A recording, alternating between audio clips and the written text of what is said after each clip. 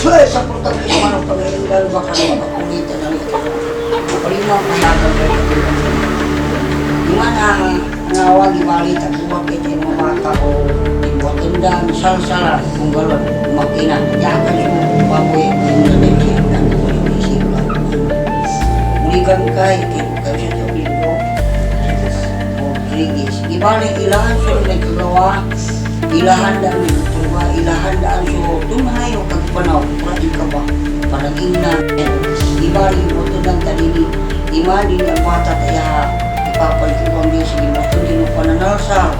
Yan ay kabaya ulinan, magsalahan, pagyaran impong, tayo tao sumindaan, o buwa, imbuato ng salsalan.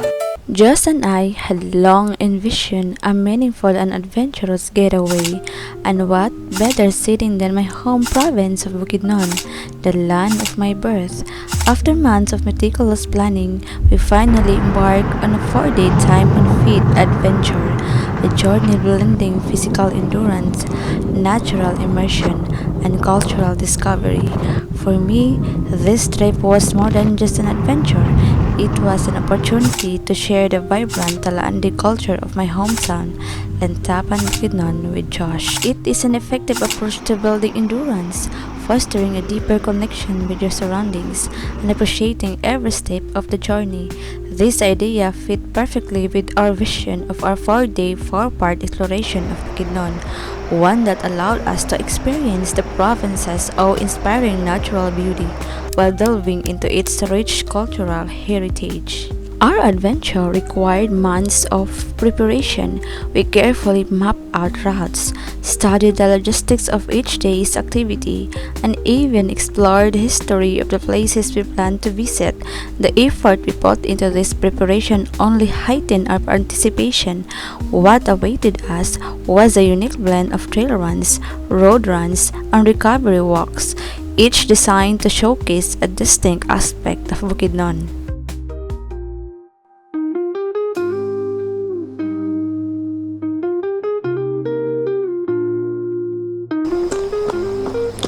Our journey began with a 21-kilometer trail run through the lush landscapes of the Cinchona Forest Reserve. Known for its dense greenery and cool mountain air, the reserve offered a challenging yet exhilarating start. Navigating its winding trails and steep inclines was a test of stamina and focus, but the beauty of the surroundings kept us energized and inspired. Arabikado na siya. The path to Cinchona Forest Park was infamous among outdoor enthusiasts. A challenging 21-kilometer stretch, it could be accessed either by road or through trails winding through the dense banana plantations of Mount Kitanglad Agri-Ventures Incorporated, or MCAVI. This trail promised not only breathtaking beauty but also an air of mystery. Just and I, seasoned trail runners, opted for the wilder route this time. We had already conquered the road before, and this adventure felt more fitting for our love of uncharted paths.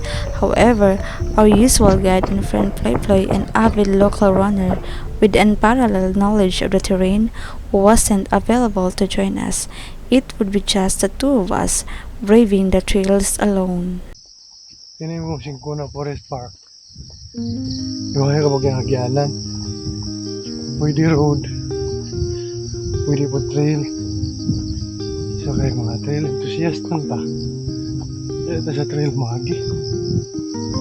Ito sa road gay. Pwede yapon. No.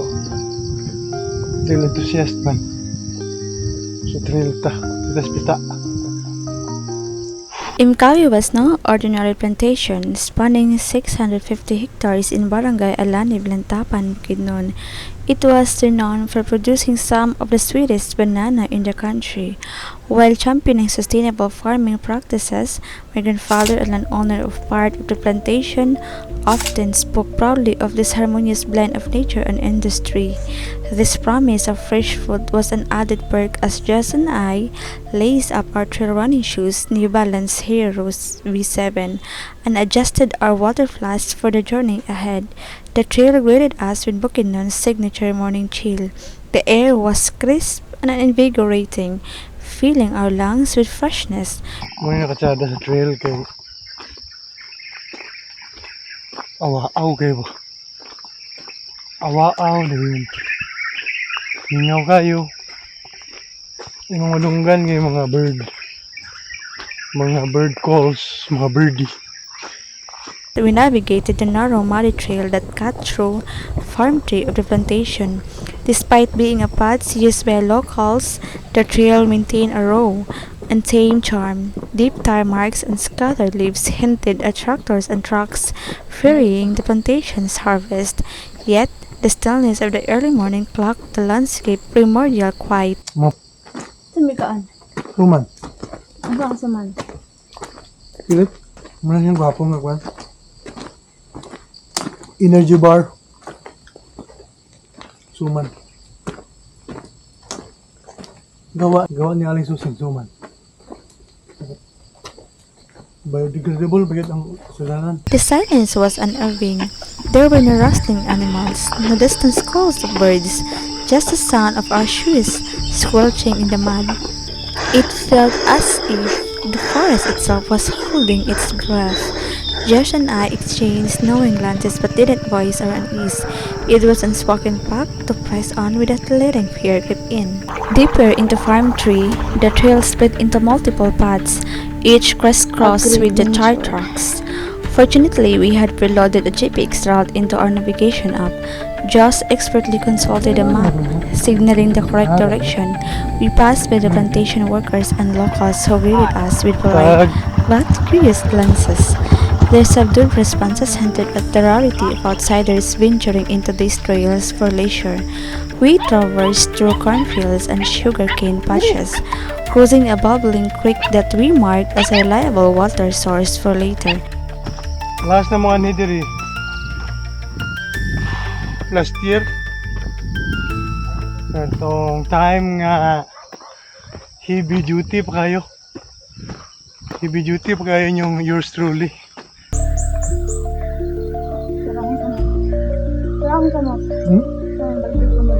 So karon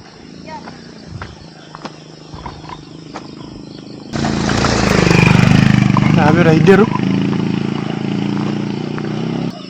po dili magtrelo gikan sa poblasyon Lantapan padulong Cinchona.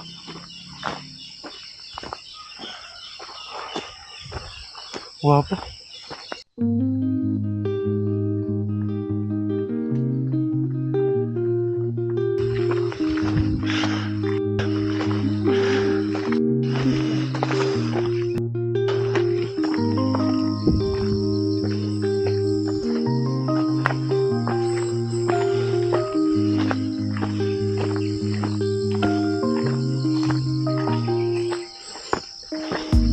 Buntag mo lang. Agi me. Buntag nay. Buntag mo lang.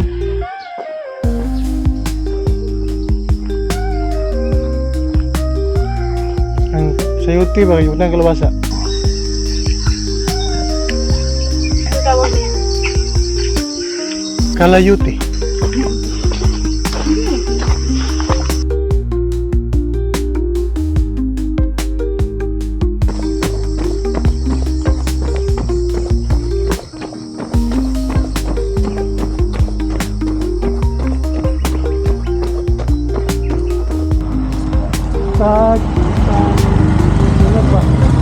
Nalaglay.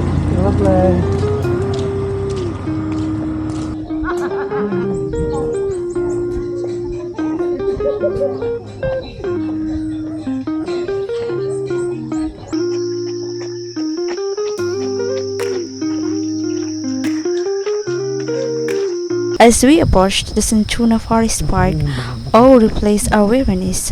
Towering trees, vibrant flowers, and the cool, moist air enveloped us in nature's grandeur. The paths, now carpeted with moss, felt like a getaway to another world.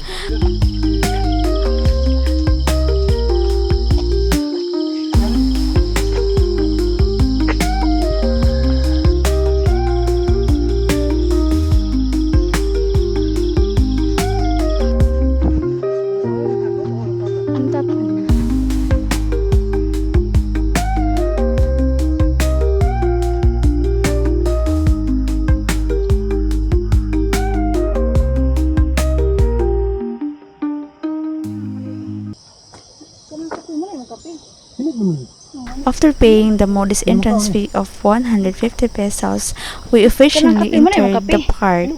Passing through Arabica coffee plantation, we encountered a friendly farmer who enthusiastically shared his knowledge about coffee varieties.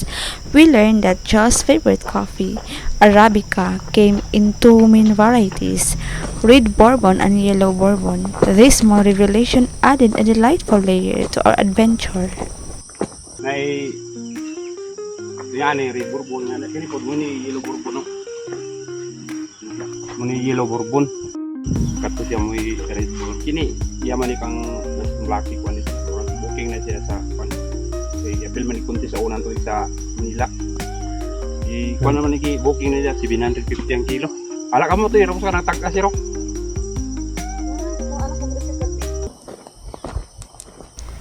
The Cinchona Forest Reserve was breathtaking. Established during the American colonial period, it once served as a Cinchona plantation for producing quinine, a treatment for malaria. Today, it's a sanctuary of biodiversity. Giant trees stood like ancient sentinels, their canopies stretching toward the heavens. A famous hanging bridge, suspended at jaw-dropping heights, awaited us. Josh, ever weary of heights, hesitated, but with some encouragement and a bit of teasing, he crossed it, his face a mixture of fear and triumph. At the halfway point of our journey, we paused for snacks and hydration, sitting amidst the forest tranquility. This run is Josh powered by humor lighting the Suman. mood. His jokes a welcome Additional distraction from the Suman. miles still ahead. We prepared for the second half of our adventure. Uy, namuli kisupas ah. This sopas called oboy-oboy. Ngalan? Oboy-oboy. Ay na magtubig eh. Uhaw. Okay, wala na ganyan sa Cinchona ka bugnaw area dahil bugnaw ng tubig.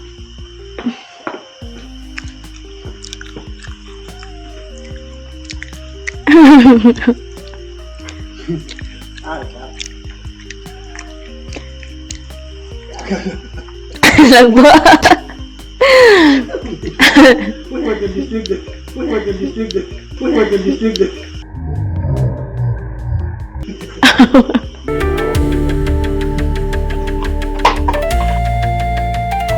Pakla kami. Lagi. Pero wag mo, wala mo motor. Huwag mga adventure ba? Awo lagi. Tabo tag wali ka dali babo. Pagka nagtaw ya. Subayan ka mong dalan. Oh, gini ang dak lima top ya. Ah, mga gero na.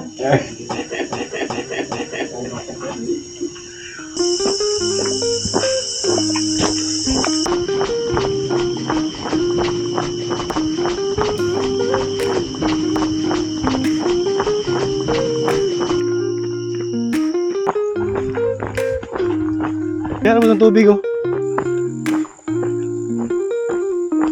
Lagi ka namin sa kuwan. After a short tour Cinchona Forest Park, pabalik namin sa among starting point sa Barangay Balila, tapos sa Barangay Hall makagimi og kuwan farm tree, banana plantation.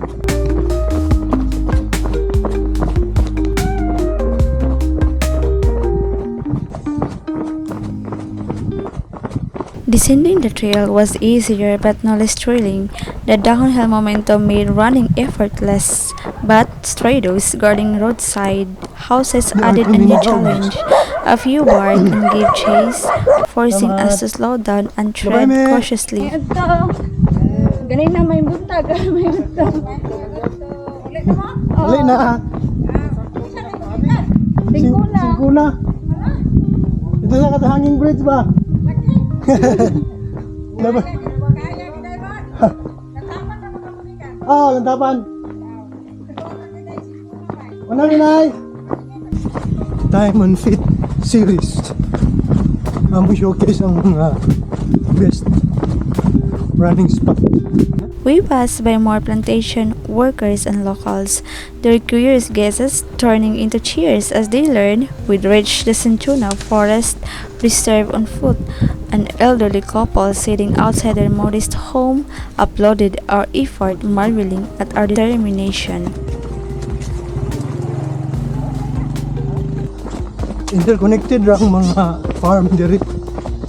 One, tubo, farm sa saging, farm sa pineapple. Dili ka magpuyo. Imong mga fruits o mga sugar nimo. Press from the farm perminti. Press from the farm perminti. Press from the farm perminti. Kinama ka sa farm. Near the bottom of the trail, we encountered a giant truck stuck in the mud, its engine roaring in frustration. Workers shoveled furiously, trying to clear a path. The scene reminded us of nature's unforgiving grip, a reminder of the rawness that drew us to this place. As we left the muddy trails behind, the sun climbed higher, its heat intensifying with each step. Wala man ay may nakadilaw kuan. Skincare products. May auto. Ha? Pala ni sayaw eh. Sayaw ra. Nalubong. Lubong. Ha? 21K.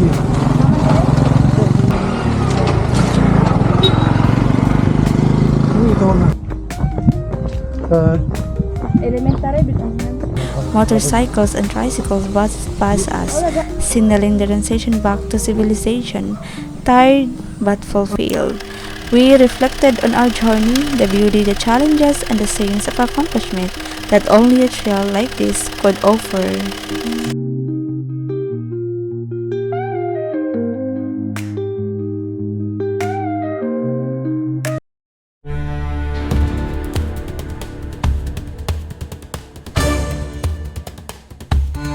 Day 2 brought us to Lake Apo, one of Bukidnon's most picturesque landmarks. This 26-kilometer road run was not only a test of endurance, but also an opportunity to soak in the serene atmosphere of this pristine crater lake. The scenic route, framed by rolling hills and the sparkling waters of the lake, made every kilometer unforgettable. Our journey starts in Valencia City, a vibrant hub in the heart of Bukidnon. The first light of day awakens the bustling streets where life stirs to its familiar rhythm. Motorized tricycles rattle to life, ready to navigate the city's maze of roads, ferrying early commuters to their destinations. Mayroon sa kuan. Ginuyuran Road. Valencia City. Buring mo sa kuan. Lake Apo. Lake Apo mi. It's within this dynamic scene that Josh and I prepare for our day's adventure, lacing up our shoes, Josh in his trusty Hoka 1158 and I in my Saucony Triumph 20. We exchange a glance that says it all. Today is another chapter in our shared exploration, one filled with discovery, camaraderie, and endurance. Buntag mo na. The plan is ambitious, yet invigorating. A road run from the heart of Valencia City to the tranquil Lake Apo, situated in Barangay Ginuyuran. The route takes us through winding roads, flanked by rolling hills, lush fields, and a backdrop of Bukidnon's majestic peaks. As we leave the city behind, the scenery transforms. The buzz of urban life fades, replaced by the gentle symphony of the countryside.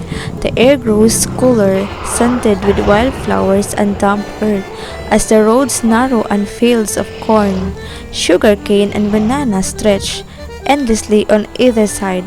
Farmers, their silhouettes framed by the rising sun, wave as we pass, their warm smile a testament of the hospitality of Bukidnon.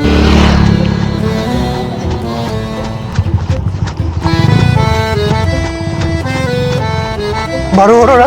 Baro po.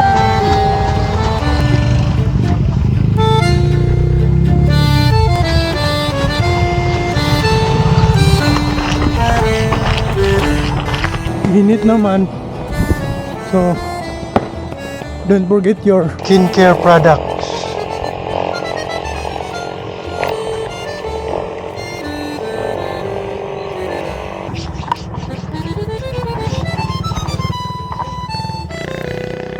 Para kada atong skin. Dili ka siya ma-stress pagka kumantidagan nata sa kwan. Yung road. Kalabay lang ta sa kwan. Barangay Barubo. The lake name Apo, in reference to ancestral spirits, is steeped in legend. Stories tell of its formation through divine intervention and of guardian spirits who protect its water. These tales passed down through generations the lake's deep cultural and spiritual significance to the Bukidnon tribe.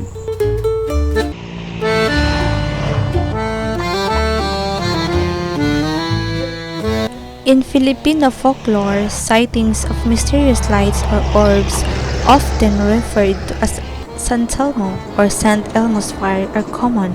These glowing fairy orbs are believed to be the spirits of individuals who met tragic ends, manifesting near bodies of water, forests, or fields.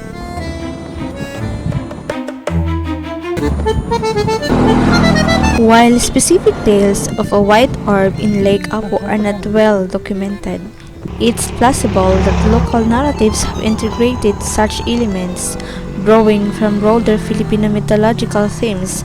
These stories often serve to instill respect for nature and caution against actions that might disturb the spiritual balance of sacred places. The intertwining of natural beauty and rich folklore enhances Lake Apo's allure, offering visitors not only a picturesque retreat but also a glimpse into the cultural and spiritual tapestry of the region.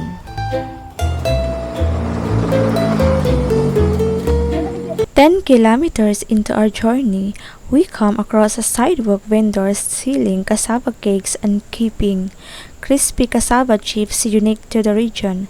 Intrigued and hungry, we stop for a brief rest. The vendor, a cheerful woman, offers us a refreshing drink of coconut juice to accompany the snacks.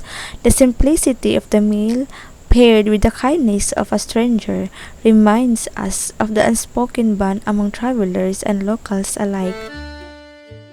Wala mo nagduha? 2 kilometro? Dapat may signage po dito. Ah, na Chinese diya? Pawala? Saan siya pa? Ikwanta. May bata ka. Opposite ra ang ilang dalan, balik ako o Palordes. May signage dito. Ang sa Lourdes na po tourist spot dito katong Yugo. Asa ulit rin nga kumpanya? Ha? Amo? Rejuvenated and refueled, we continue our steps guided by curiosity and shared determination to experience the beauty and serenity of Lake Apo.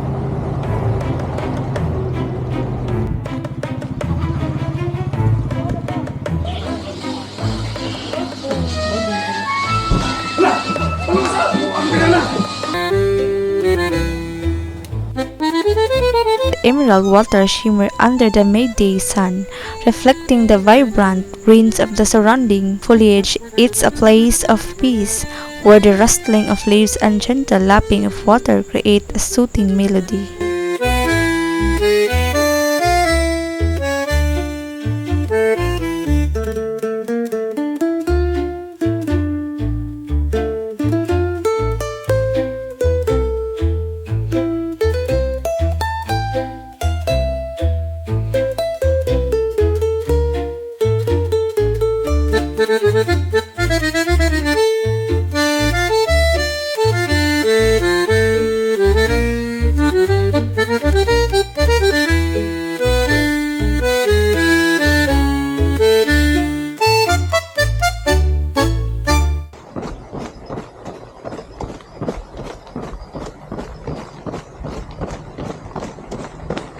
So, kapot din may Lake Apo. After taking in the serenity of Lake Apo, we begin our return to Valencia City. It intensifies, and the once quiet roads come alive with trucks carrying produce and farmers heading home. The final stretch is challenging. Cars and motorcycles whiz by, the asphalt radiating heat under the sun's unrelenting gaze. Running on concrete roads presents unique challenges, particularly when those roads are frequented by heavily loaded trucks transporting farm produce, construction materials, or harvest. Safety becomes a critical concern as runners navigate the shared space of narrow two-lane roads alongside vehicular traffic, which can lead to potentially hazardous situations.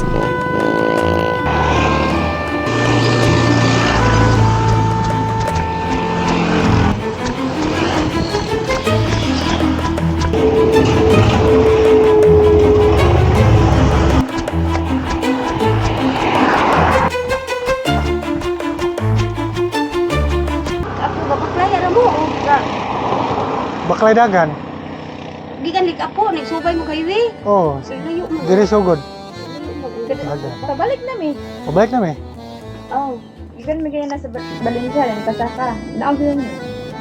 Pero pag ikan na lagi mo Lake Apo. Oh, ika na. Ginyuran mo agi ba eh.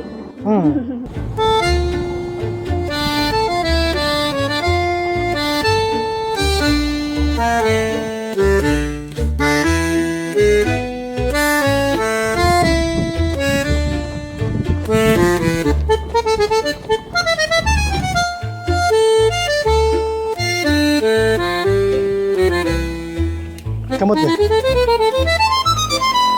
Hey guys. Arriving back in Valencia City brings a sense of accomplishment.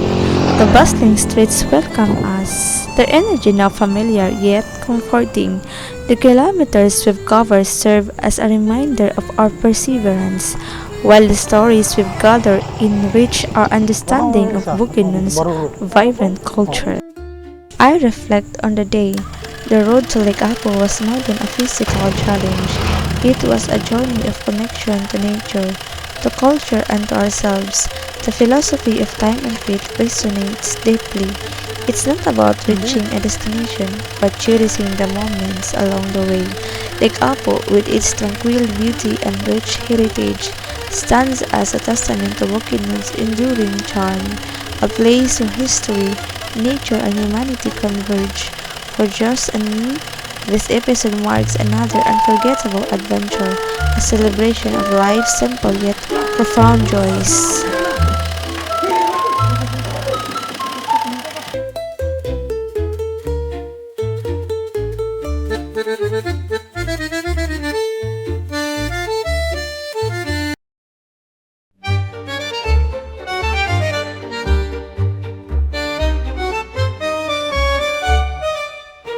The holiday season brought a magical glow to Malaybalay City. Its Rizal Park, adorned with twinkling Christmas lights, looked like a starry sky brought down to earth. Josh and I couldn't resist stopping for a moment to admire the dazzling decorations before lacing up our shoes. Josh in his dependable Hoka Clifton 8 and I in my Saucony Triumph 20. This was not just another run, it was a 21-kilometer journey across the provincial capital grounds of Bukidnon, a place where history, culture, and governance intersect.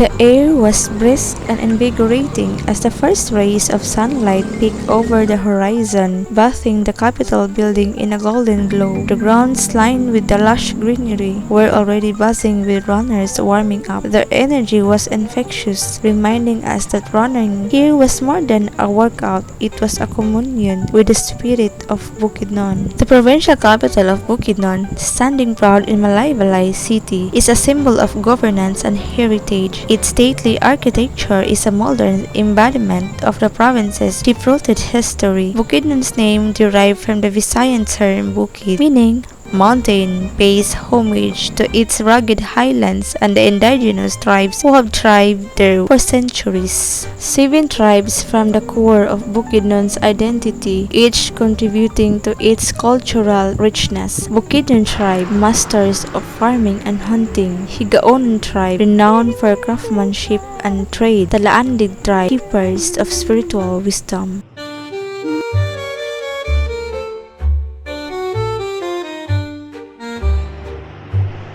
Manobo tribe, skilled fishermen and gatherers. Matigsalog tribe, courageous warriors. Tigwahanon tribe, expert rice cultivators. Umayamnon tribe, guardians of oral traditions. Capital grounds serve as more than an administrative center. They are a bridge connecting the past with the present, honoring the traditions of these tribes while embracing modernity. Our run took us past the Kaamulan grounds, a venue that encapsulates Bukidnon's cultural essence. The Kaamulan Festival, celebrated here annually, is a gathering of the 7 tribes, showcasing their unique traditions through dances, rituals, music, and indigenous games. Nearby, the Kaamulan Park offered a serene respite with its gardens, trails, and sculptures inspired by tribal heritage. This park holds personal significance for us. Josh competed in the Malaybalay Ultra Trail or MUT in 2024, here securing a top 10 finish in the 50-kilometer category. I serve as his crew, providing support and cheering him on through every challenging moment. The park is also a place of family memories. Not long ago, Josh brought his parents to experience the Kaamulan Festival, sharing with them the vibrant culture of Bukidnon. The 21-kilometer loop wasn't just about physical endurance, it was a journey of connection. It was a celebration of perseverance, friendship, and shared passion. Long before the establishment of the capital, Bukidnon's tribes governed themselves through councils of datus, chieftains. These leaders upheld customary laws or batasan, emphasizing justice, harmony, and respect to the natural world. Our 21-kilometer journey wasn't just about kilometers covered, it was a celebration of culture, community, and the enduring spirit of Bukidnon. With every stride, we carried stories of the past, glimpses of the present, and the hopes for the future.